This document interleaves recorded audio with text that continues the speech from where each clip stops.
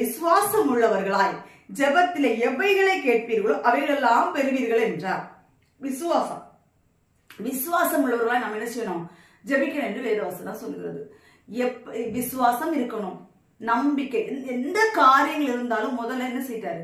கர்த்தர் அழகா சொல்லிட்டாரு, பாவிகளுக்கு நான் செவி கொடுக்கறது இல்லைன்னு சொல்லிட்டாரு. அதனால நீங்க பாவத்தோட இருந்து நீங்க போராட வேண்டாம். அந்த நாட்கள்ல ஒரு வசனம் எனக்கு ஞாபகத்துக்கு வருது.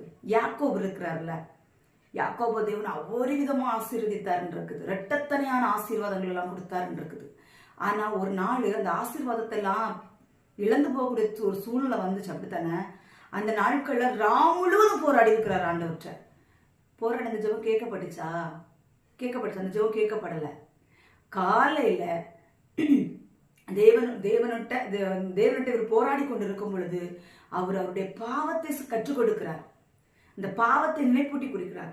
உன் பேர் என்னன்னு கேட்கிறார்.